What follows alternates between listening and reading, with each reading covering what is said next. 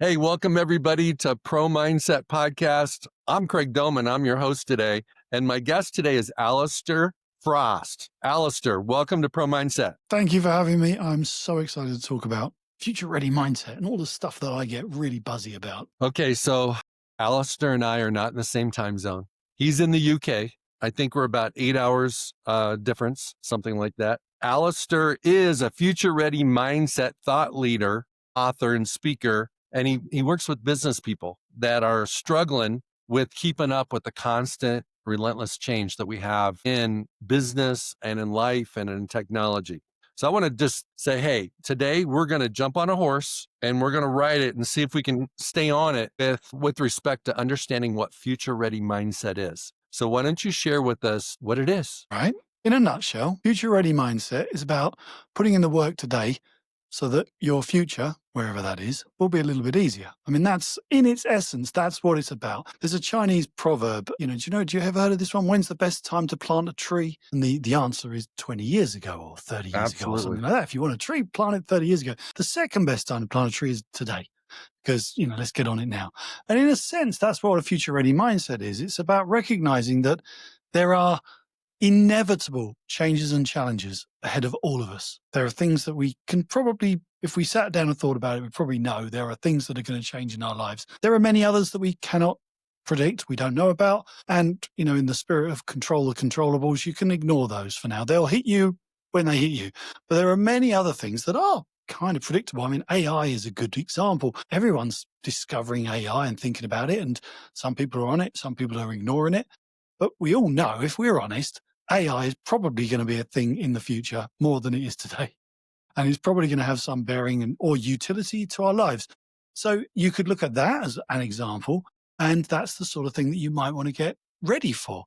So the future ready mindset is not about becoming a predictive machine or having the ability to know what's coming. It's about thinking about what is most important to you in your life. There's a long, long list of things that we probably should be better at.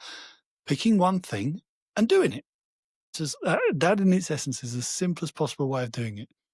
I had some fun recently. I was with some young people, and it's hard for people who are just entering the workforce, like future ready mindset, what's going on? They're learning every day. Everything's new to them. There's a profound difference between those people and people who've been around the block for a few times and they've got a bit of experience. And you start to learn how things work and what's the right and wrong answers to questions, and you stop questioning things. You get used to it. You get that comfort zone thing going on. And so with these young people, I'm talking about, what's an example of a future ready mindset? And they came up with these things. They said, well, maybe I should squeeze the toothpaste tube at the bottom end rather than in the middle, because in the morning, if I squeeze it in the middle, then in the morning when I wake up, it's a little bit harder to get the toothpaste out.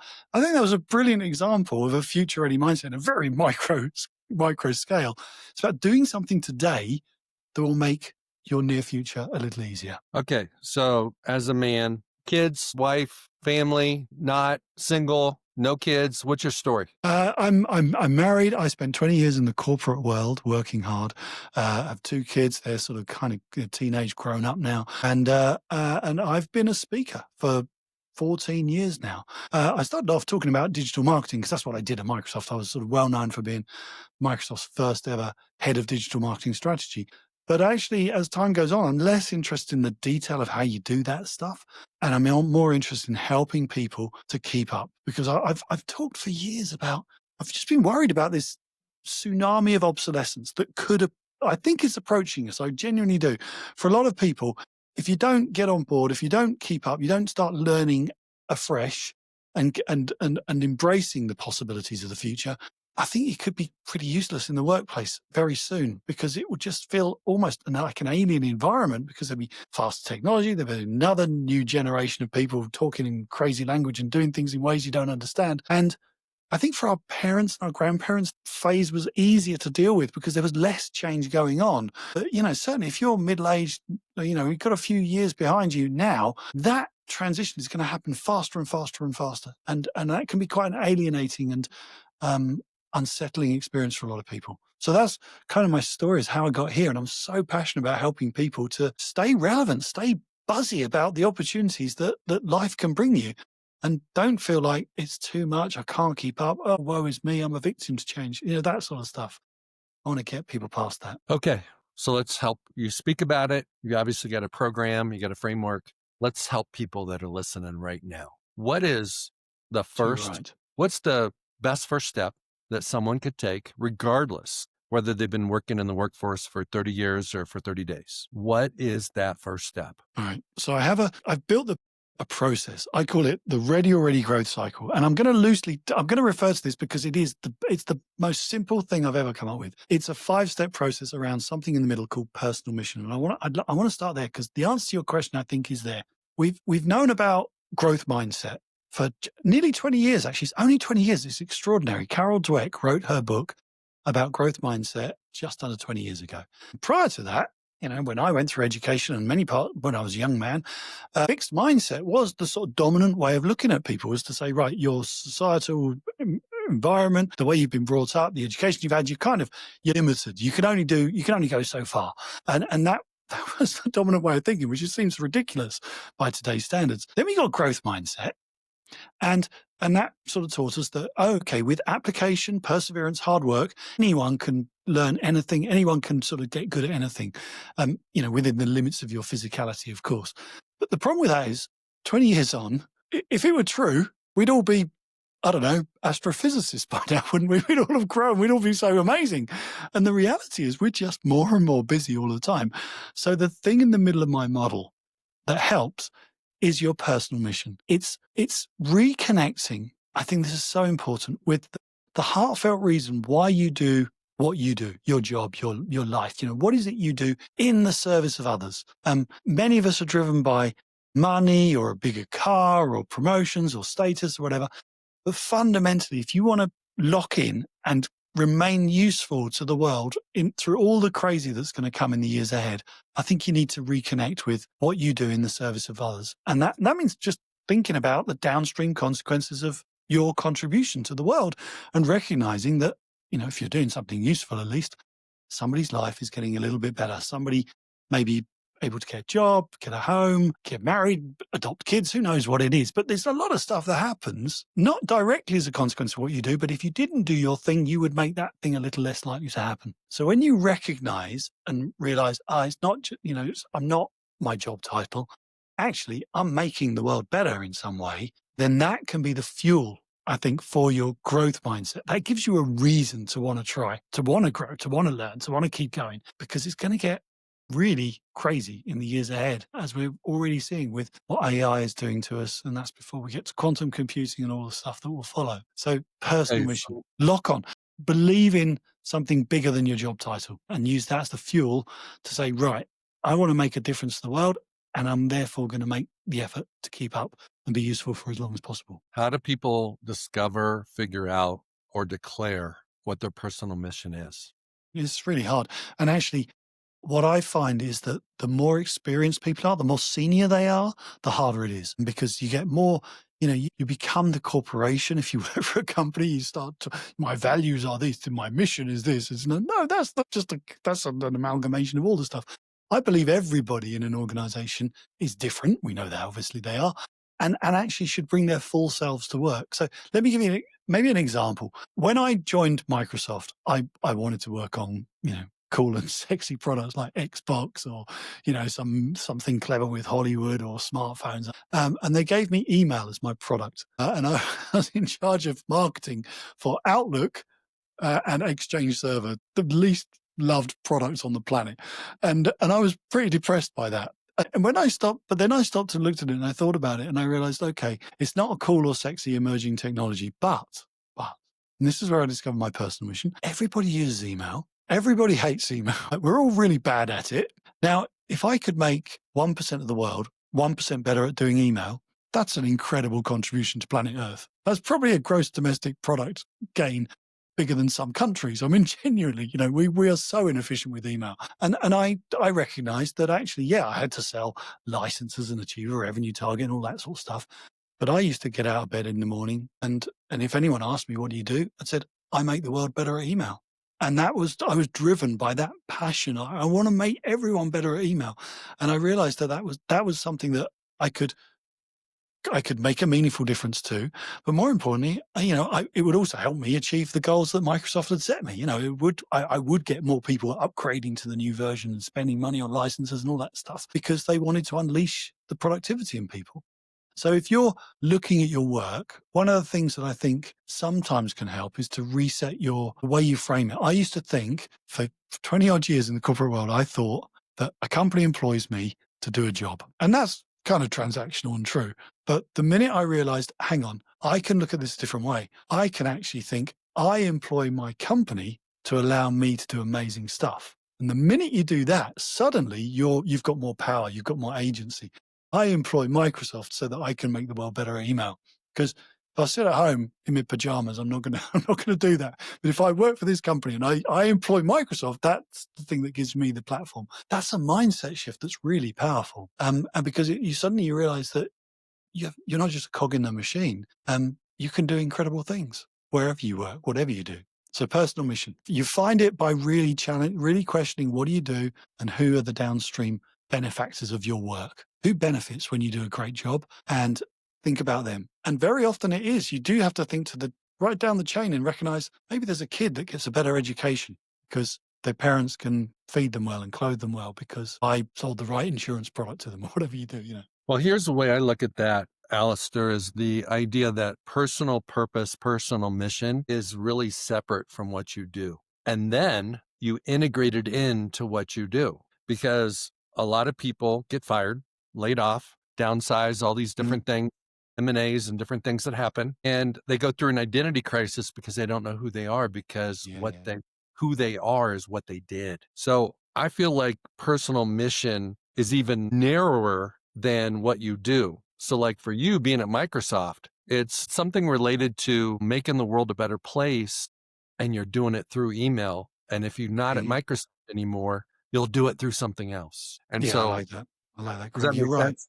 Because Because you're true. That crisis of confidence that comes when you leave an organization. I've only really left 2 big jobs and each time I was pretty shocked at, the company continued and did quite well without me, So ooh. I sort of thought, maybe I was more important than that. But the reality is, I was still me. And the more that I'd attached myself to the job identity that was given to me, the job title, the lesser I would be. So you have to recognize that your value is in you and you can take it anywhere and you can do anything with it. And at the moment you might be in this job and another year later you might be somewhere else. That's fine. That way you have full agency. You're right. It's a very powerful thing. yeah, so the way I look at confidence and belief is I draw a line of demarcation because confidence is about your skills and what you do, and belief is in who you are as a person. And if you get fired or you get laid off or you change positions or you get demoted, it doesn't change who you are and how you believe in yourself. It just may change your level of confidence in what you do. If you're put in a position where you're doing a way different set of skills, you may not be confident yet because you don't have the reps, you don't have the experience yet, right? So that moves us into belief. I know one of your core principles is self-belief. Describe it, define it, and how do you pump it up? How do you boost it? Well, I'm all about helping people confront change because I think that's the continuum. There is always going to be more change, and we're all, whether we like it or not, going to be swept along by it. And one of the greatest myths about change, I think, is that people don't like change. People resist change. People, slow down change. Any change management program, there's something like 70% failure rate, overall, because it doesn't achieve the goals. It takes too long. People drag their heels, and then the change doesn't deliver the results we wanted. In a business environment, which is where most of my work is. But it's not true that people don't like change, because actually if you give people a choice, if everything stayed the same, they're like, well, God, that would be boring, wouldn't it? Imagine how dull life would get if there's no change. So people actually enjoy change. They enjoy the freshness and they enjoy, in a controlled way. But what they don't like is the loss that accompanies change, or the fear of loss that accompanies change. It's that their self-belief is knocked because they're like, I've got to where I am. Now I know these things. I'm good at this. And now you're taking that away. Now you're giving me a new system that I have to learn, or a new process, or there's a new department or whatever. And it's the loss, the fear of losing your friendship groups, of losing your status, your experience, of losing your the recognition of who you are. That's what people fear. And so I think the job that we need to do, as the leaders need to do, is to guide people through that and to give them the self-belief that, you've learned once, you got here where you were, you did well to get here. That doesn't mean you've finished. You're not done. You can learn again and you'll be brilliant at the new thing. And that's where the self-belief really has to come back to understanding you can do change, you're good at change, and actually you need change because you'd be really bored without it. And it's flipping that switch from seeing change as a threat, that leads to this feeling of victimhood and, they're changing, they're doing this, the man is making my life difficult, and changing it instead to being a case of, well, no, change actually is an opportunity. And whenever it comes along, and it will come along, if I look at it with optimism and hope and self-belief, I'll get through this. Because I'm a human being, and actually I'm brilliant at change. We're literally, biologically, we're the best creature on earth for change. That's why we're having talking through technology on the other side of the world. And, many other creatures are clambering around in trees. We're brilliant at change, literally wired for change. But for some reason, we allow this fear of the losses that accompany losing our established order that holds us back from making the jump. Just go for it, I say. How do you view fear of loss because of change? Because it's not the change itself that creates harm. It's the fear of it that paralyzes people. How do you coach people through that fear? Well, you have to just sort of break it down and say, well, what's the worst that could happen? And I think actually, I often use this image in some of my talks. I speak at a lot of conferences around the world. And I use a picture of just a silhouette of a guy jumping across a little gap. Nice, easy jump. Anyone could do it, pretty much. And it's basically that sort of is a symbol of what change is about. On one side of the cavern, you're where you are. It's your known world. It's your safety net. It's just, to some extent, it's your comfort zone as well. And then you've got a choice. Do you make the little jump? You can probably make the jump. You're not likely to fall down the gap and anything bad's going to happen to you. Or do you stay where you are? And the fear, it's that fear of, wow, what if it doesn't work out? What if it goes wrong, and so on? And that's what holds us back on one side of the jump. And we don't make it. The problem is, of course, that all the time we're in our comfort zone, doing things in a familiar way to us, the ways that got us to where we are, everything outside of that comfort zone, and I mean everything, is changing. It's being reinvented. There's a new competitors coming, there's a new way of doing it, there's a new technology that can take that away, there's a new. So staying where we are actually isn't an option. And that's how you try to tackle that fear, is to help people to recognize that arguably the worst thing you can do in most businesses is try to stand still. Because even if you're successful at that and you manage it for a few years, your competitors won't, your customers won't, the world will move on, and you'll very quickly sort of seem out of date and less useful than you are today. So it's about taking that jump. And I think because of the fear of loss, we ascribe a sense of danger to some changes. I certainly did. I would have sleepless nights about, some IT system change or some new training thing that we had to do, whatever. When I look back on that stuff, it was never dangerous. No one was going to die. We were changing a Gantt chart, the timings on a Gantt chart, or the colours on the spreadsheet. Let's get real. Most business decisions are pretty mediocre. They're quite dull, actually. But they feel really scary and dangerous at the time. But at worst, they are scary. That's it. And there's a profound difference between something that is dangerous, yeah, we shouldn't do that, and something that's scary. Something that's scary is something you just have to get over and confront that fear and recognize you can cope with it. So that's the difference. Look at change as a little bit scary at worst. What's the worst that can happen? The sky isn't going to fall in. If you make the leap, the worst case scenario is you get to the other side and you think, oh, actually, this is not better than where we were. We'll jump back. But at least we learned to jump. At least we learned that we can do it. And when we next have to make a change, we'll be a little bit better at it. Yeah, scary and fear kind of go together because most of the time they're not real. Dangerous is real. You can't jump out of an airplane without a parachute. I mean, there's just certain things. It's dangerous. If you do it, something bad's going to happen. But fear is different, When I listen to you talk about future ready mindset, what keeps coming in my mind is the concept of change mindset. It's almost like that's what you're about, is change mindset and helping people understand how to navigate through change, how to maybe view change, how to embrace it. And, it's a little bit like the difference between maybe a lake and a pond versus a river. Future ready is jumping in the river and going where it's going to go and going with it and learning how to adapt. And, a still body of water, you don't have to, you're not going anywhere. Mm-hmm. But it might be actually easier, to go down a river than it is to tread water in a lake. Mm. But your whole, just, I'm not telling you anything other than what I'm receiving. Yeah, it's very I'm interesting. receiving That's like a useful metaphor. you're like a change expert. Well, look, it's about recognizing you have to come to terms with that this is the truth, and a lot of this comes from the transition that I made from. I started working for a traditional manufacturing company, brilliant company, Kimberly-Clark, makes soft paper products and all around the world. Brilliant company. Learned so much there. But a lot of that business was based on the principle of, if it ain't broke, don't fix it. Keep things the same, make them more efficient, reduce costs, increase prices. And we do that. It's kind of the same bathroom tissue we're using today as we were using 20 years ago when I was there.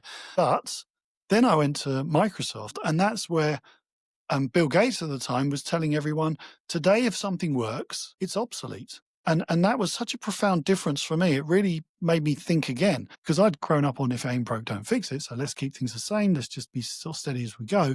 And the tech world looks at it and says, well, if something works today, it can already be done better. We know that. We just haven't figured it out yet because it moves so quickly. Someone somewhere in the world has figured out a better way to do this. They've figured out everything. I mean, literally everything. Every process, every tool, the way we're recording this podcast right now, it can all be done better, right? And that's not to criticize what we're doing, it's to recognize that there is always a better way. So it is about change mindset, but it's accepting that the world is moving so quickly now, you have to be prepared to try to improve something. But that's how I took that message.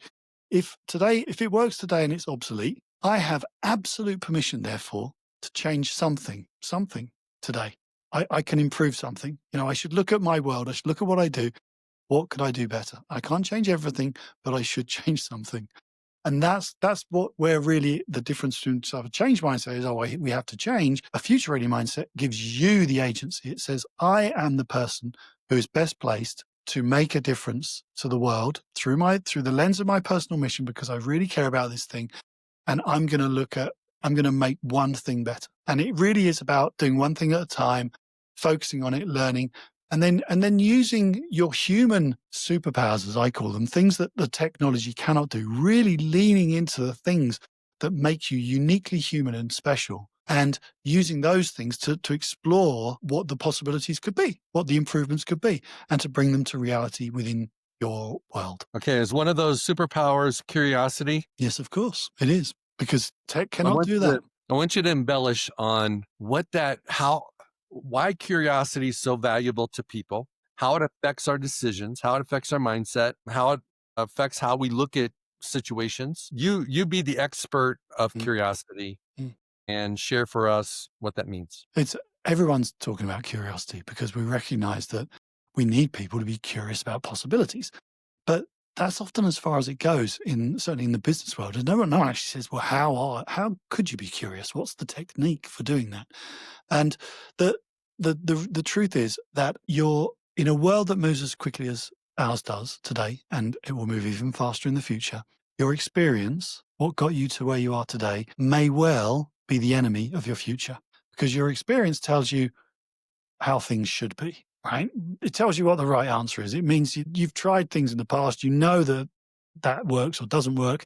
And it makes you efficient in the moment. But what it doesn't tell you is how things could be. It doesn't open your eyes to the possibilities that may be very adjacent to what you're doing, but it's sort of that you've not yet recognized. So curiosity is this muscle. And I think the simplest way anyone to get started, and I write about this a lot in my book, Ready Already, I write about looking at the world as if you'd never seen it before. The joy of You know, when you first start a job or you do something for the first time, you're really curious. You're like, what is this? How could I do that better? Why are you doing that? What's that? And so you ask lots of questions. A bit like a 5-year-old child will do. You know how kids ask why all the time? Why are we going to the shops, mummy? Well, because we need food. Why do we need food? You know, and they're asking those questions because they want to feel safe and they want to make sense of what's going on, right? That's all it is.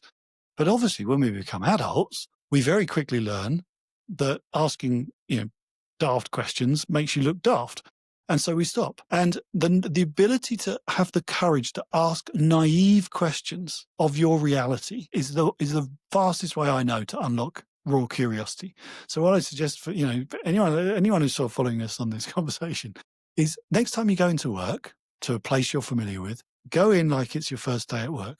And you don't have to say this stuff out loud, but think it. Let your mind open up. Look at everything afresh, and suddenly you'll start seeing things that don't make any sense. Or you'll just see things that could be different potentially. And the best way is just to ask why. Why is there a sign above that door? Why is there only 2 disabled parking spaces? Why is the photocopier so noisy?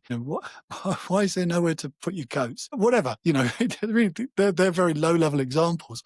But there's something magical that happens when you do that, because you don't necessarily get solutions to those things you've identified, but you do sort of flip open your head, you open your mind, and that's why the step is called open in my model. You flip open your mind to the fact that, maybe there could be something other than a photocopier over there. Maybe there is a quiet photocopier. I've never, we just assumed that that's how photocopiers work. It's a silly example.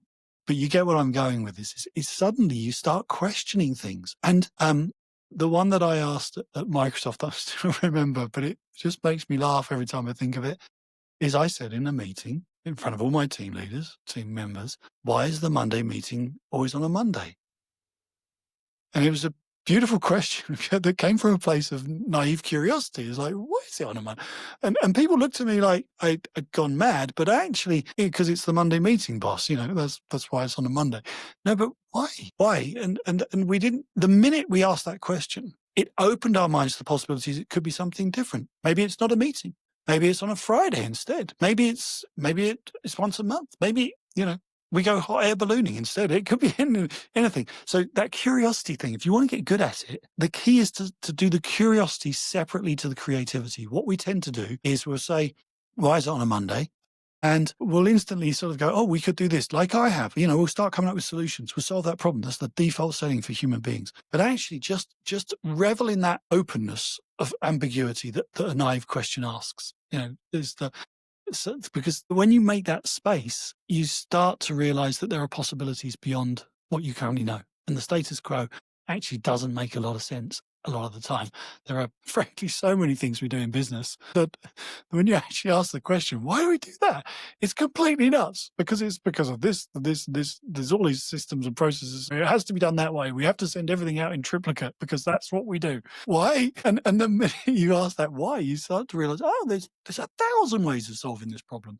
So I really do separate curiosity, revel in that naive curiosity, revel in the ability to ask why, to open your mind to see all of the things that could be different. And then the second superpower is about using your human imagination, your creativity, to come up with some ideas for what you might do differently. Okay. So I'm going to regurgitate back a couple things that hit me.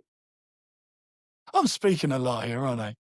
No, you're good. No, the biggest thing that you said this early on in that dialogue was experience can be the enemy of your future. And I doubt that too many people that are experienced think their experience is a liability. Mm. Because when you don't have experience, you look up to the people that do. Mm-hmm. They're on autopilot because whatever they're doing, they've been doing. They're efficient. And it's easy for them. It's efficient. Okay. It's effective, all those types of things. And a lot of times early in your business career, you don't get jobs because you don't have enough experience. Yes. Or the right experience. So experience has this like bling, like almost like a bling to it. Like you want to have experience. Mm-hmm. And then when you get experience and you get too much experience, it works against you because it works in sync with your comfort zone. Mm-hmm. And it decreases your creativity. It decreases your curiosity. right? Absolutely. Yeah, no, it destroys curiosity because you don't you don't even see things anymore. You walk into the office and you know that that's exactly how things are, and you've no desire to question them because a lot of things are that way because you decided that that's how they should be. You're invested in the way things are. Yeah, no, but look, I don't want to give the impression that I'm beating up on experience, but absolutely not. But there is something very different that's happening. We're in a world now that moves so quickly, that changes far faster rate than ever before. So it was absolutely true that in the past, experience, knowledge is power, that sort of got you to a position that held you there and you could stay there for quite a period of time. I don't think that's still valid today in many sectors. Certainly not the tech sector, certainly not in the faster moving sectors. It is in some, and I do work with some clients who are blissfully insulated from, the pace of progress that's happening elsewhere, but they're not fully insulated. It will still come to bear on them as well. So experience isn't what it used to be. Let's put it that way. Certainly in the same way that, having knowledge isn't what it used to be because, having facts in your head is not as valuable when you can just speak to a computer and it'll give you the answer instantly, just like that. So in the same way as we're having to learn to educate children differently because, the power of memory and things are less useful in the future than they were in the past, so it is with leaders. We have to accept that our experience is not it's not the golden ticket to the future. And it may, as I say, be the enemy to your future because it tells you how things were or are, not how they could be. So the key is to know when to ignore your experience, when to have the courage to say, there's a possibility here that I'm out of date. Let's explore something else. And that takes a lot of humility from leaders. But it also gets them off the hook. Sorry, Craig. It also gets them off the hook. It's a wonderful thing because a lot of leaders are terrified because they're like, I don't know what's going on in the world. I can't keep up. I'm expected to tell my team members what's next and so on. Here's permission from me, if nobody else. You don't have to have all the answers. What you need to do is to create an environment where your team members can bring you the answers, can all feel invested in creating the future because you don't get better at understanding the future as you get more senior. If anything, to your point, exactly, you made it, you get worse because you're less attached to reality, you're more disconnected, and you're more invested in the status quo. So you have less desire and less ability. I got worse at predicting the future as I became more senior. So give yourself a pass on this one and stop trying to have all the answers. And have a bit of humility, say, I don't know, but my job is to create an environment where we can figure this out together. So the best approach and the best strategy is creating the environment, creating the process, creating almost a bubble of sorts where when you're operating in that, you have maximum curiosity and creativity. And you don't get married to experience and you don't get married to comfort zone. And you expand the collective neuroplasticity of the team instead of, like when you were describing the guy that shows up that is experienced, he only has to make, a couple thousand decisions in a day and maybe only like 2 or 3 really important ones. But if he was curious, there would be a lot more decisions because he'd be more open-minded. He would see things differently. He wouldn't be on autopilot. And so, it's almost like flying an airplane. It's really dope if you're a pilot and you can put it on autopilot, because you can sip your coffee and let the plane fly itself, right? And that's not the way to go through life. And that's not the way to move up the ladder and business if you're on autopilot. Yeah, because it's a wonderful thing but if tech is good at anything, it's autopilot. And anyone who's on autopilot, who's consistently thinking the same way, repeating patterns again and again, AI is pretty good at doing that stuff. And we're probably not going to need you for very long. So we really do need people to step up and bring their human curiosity and creativity to the table every day. But just to be clear, I'm not saying you have to abandon everything and everything has to change and so on. It's not that. My process that I recommend is for each person to pick out, one thing that's kind of the gap between who you are today and the person you probably need to be in the near future, 6, 12 months from now. And we've all got a list, if we're honest. We may not have written it down, but there's things that we've been ignoring, books we've not read, or podcasts we've subscribed to, but we haven't got around to listening to. All stuff that was going to make us better people, but we're just not quite nailed it yet.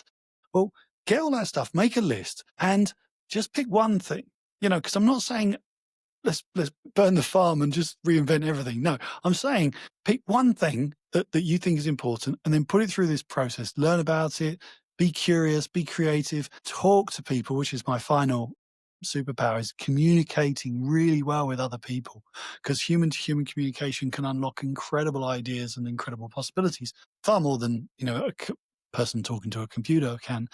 And go through that process yourself. And if everybody in an organization embraces that mindset, that they're pursuing something that matters to them, they're changing things because they can be improved, then collectively that adds up to a lot of small improvements, which, when you put it in all together, is a lot of big improvement. And that's what we want for organizations. You improve through, thousands of small improvements delivered on a daily, weekly, monthly basis, not these huge, arduous, exhausting change management programs that never achieve their goals. It's far better to empower people to do what they need to do to be ready for the future that they can see just ahead of them. And what I heard you say there was lots of micro changes add up eventually to a big change. Yeah. So my favorite question to ask clients actually is on a Friday, say, okay, hey, what do you know now that you didn't know last week? What have you learned this week? And it's a hard question because, of course, you don't necessarily keep a log. But when people sort of look blankly at me, it's like, well, it's a pretty regular week, really. And I think, okay, that's not good. You have to carve out a little time. There must be something that you read or looked at or something new you heard. If you've not got time for any of that, then we have to look at the priorities. And it really has to be a learning organization. And that's where the little improvements come from, because one person sees something relating to their job and they think, wonder if we could do that better. Wonder if we could use AI to remove some of the friction in this process. I wonder if we could get rid of the Monday meeting and instead to just do it over chat or something. I wonder if we could, and when everybody does that, suddenly you're reinventing the whole organization within a space of a few months, because everybody's up for it. Everybody's saying, yeah, things can improve. I have agency. I can improve things within my remit, and I'm going to go after it and make it happen. It's powerful stuff. Yeah, the power of one. You said pick one. Make a list. Might be in your mind, might be on paper, but pick one. And I think that is really the way you start momentum, is pick one, because one leads to another one, and so on and so forth. And that's how you effectuate real change. Yes, about focus. And there's a thing I'd add to that, because we can all make a list and we can all say, right, the one thing I think is most important to my future that's shouting to me most loudly is this. That's the thing. I really want to get my head around that.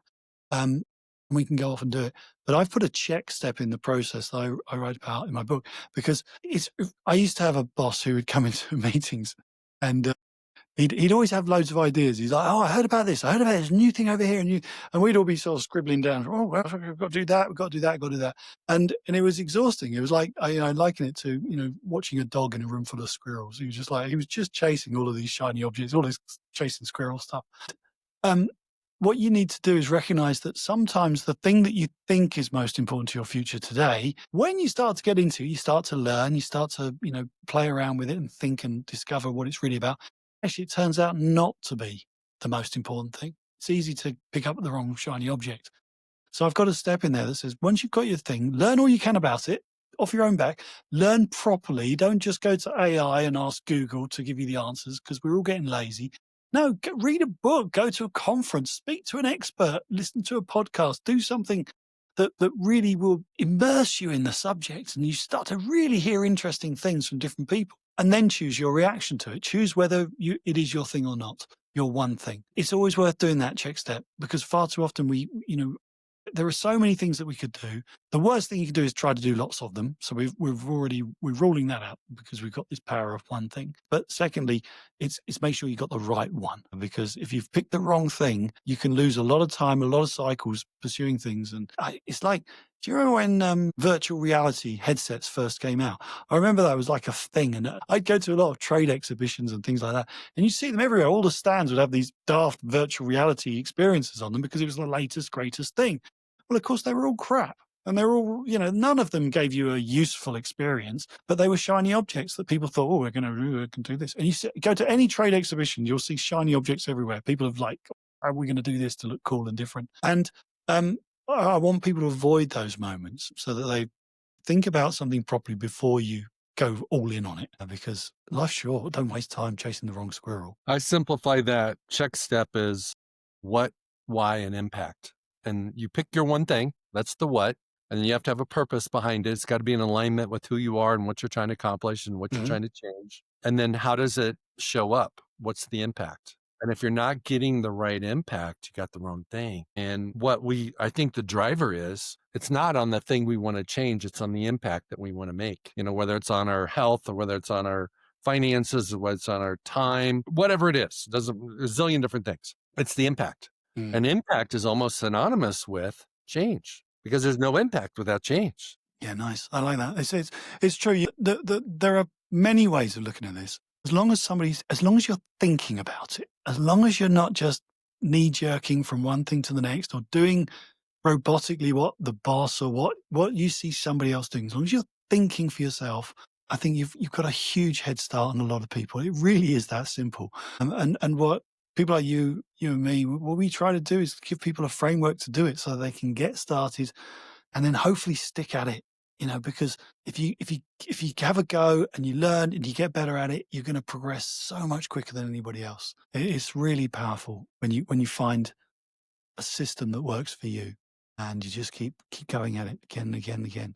I'm in my mid-50s now, and I get pretty sad because I think, how many more years can I stay in this world of work and be useful and valuable and more people listen to me? But again, that for my life stage, that's what drives me. As I just want to stay relevant. I want to be useful to people. I want to help. And that begins by accepting that, I don't have all the answers, but I'm sure as hell going to work really hard to try to find something if I can. I think once you hit 50, the guy looking back at you in the mirror in the morning when you're brushing your teeth doesn't look like he used to look.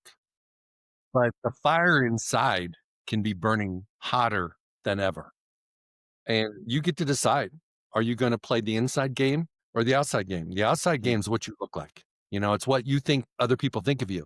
The inside game is, just you following your purpose, following that personal mission, be in alignment with that and not really caring what people think. Yeah. There's a wonderful thing that happens in that maturity stage. It's a cycle of life, isn't it? We start off as teenagers and we think we can rebel and be unique and special and everything else, and then we get into the workforce and then we're sort of molded into this thing, and we have to sort of comply and do all of the things so we can get a home and pay the bills and work our way up the ladder. And there is something rather majestic that comes with maturity, admittedly, with a degree of life security, financial security, and familiarity with how things work. That means you can sort of finally say, hang on a minute, I don't need to play that game if I don't want to play that game.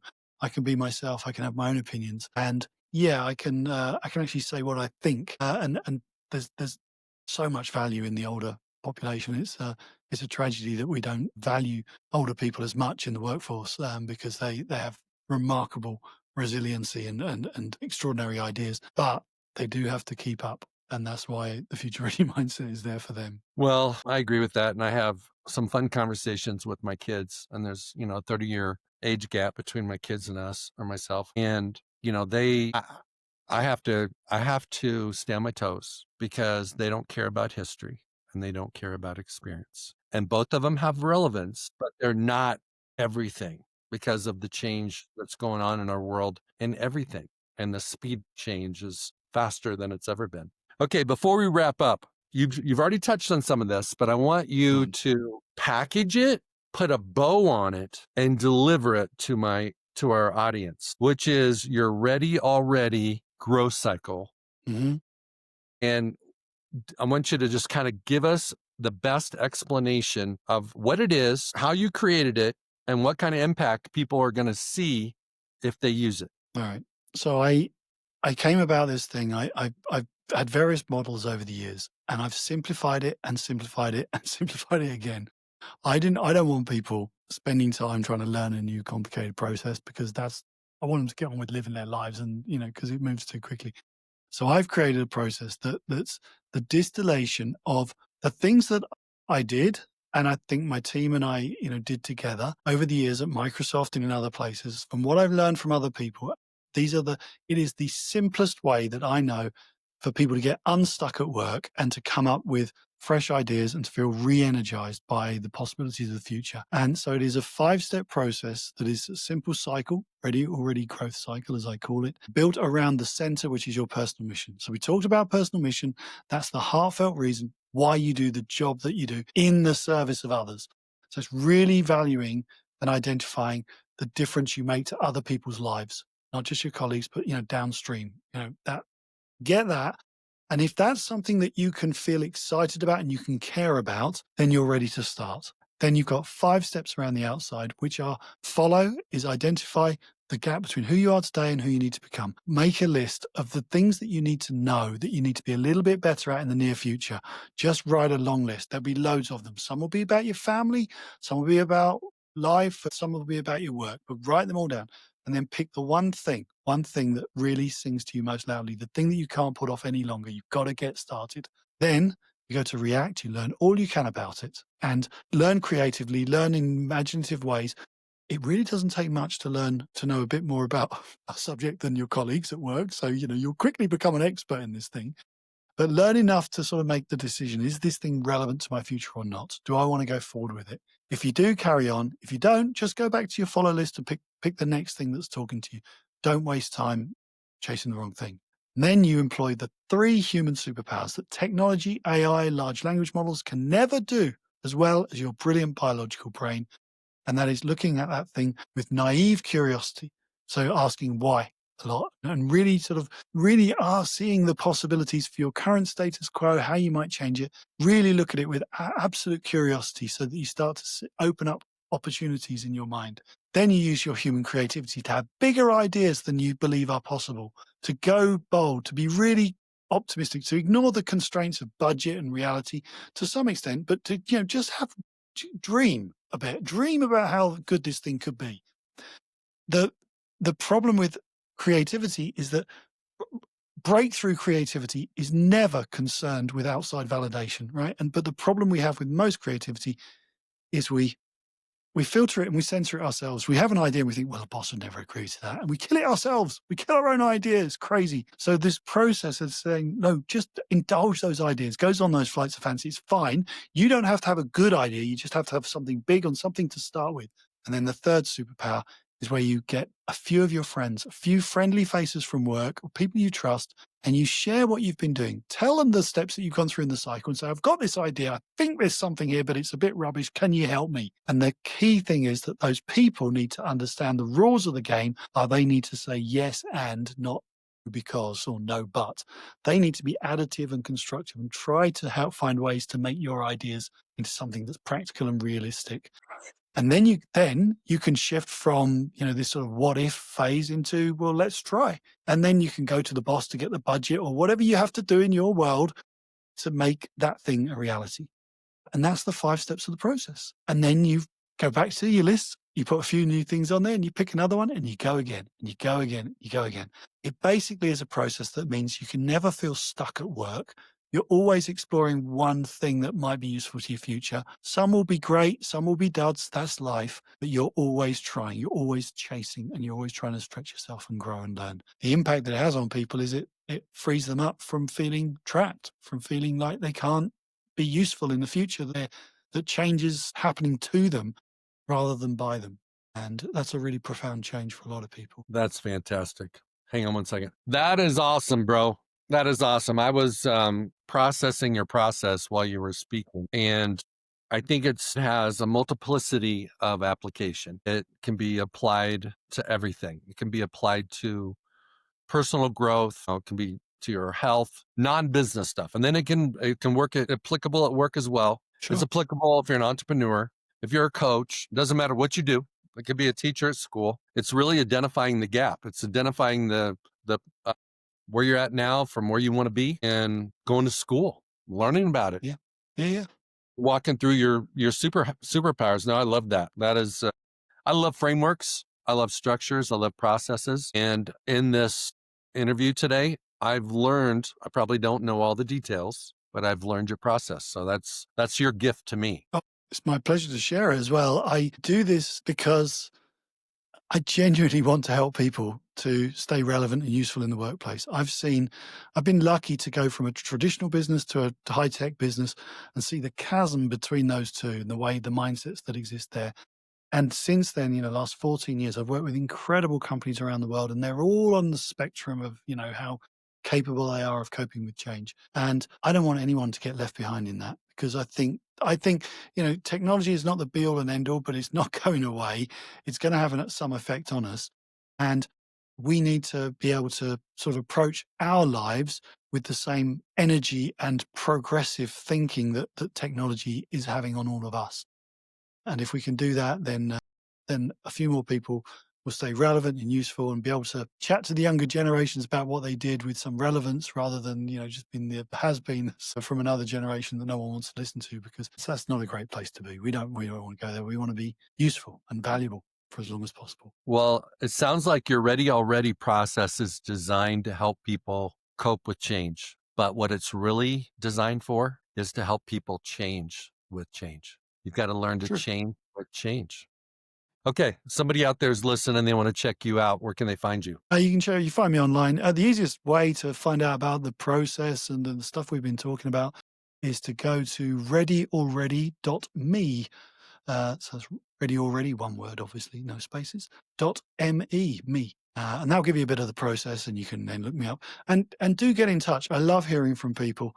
I love hearing their stories. And if I can help them along the way, I'll be very happy to do that. There you have it, Pro Mindset audience. We've got Allister Frost, Future Ready Mindset, Ready Already process. I want to thank you very much for being on today. I learned a lot. I enjoyed the conversation. You're very smart. You've got a lot of different experience. Thank you. Thank you for joining Pro Mindset today. Well, thank you for having me. I learned a lot as well. I really enjoyed the conversation. So thank you. Hey, it's Craig Domann, the host of Pro Mindset Podcast. I want to thank you for listening or watching today's show. And you can catch us every week on the normal social media platforms like YouTube, Facebook, Instagram, and all the listening podcast platforms. I hope you enjoyed today's show. And more importantly, I hope you gained a pro mindset insight. Please be sure to rate and review Pro Mindset Podcast. And I look forward to catching up with you on our next show.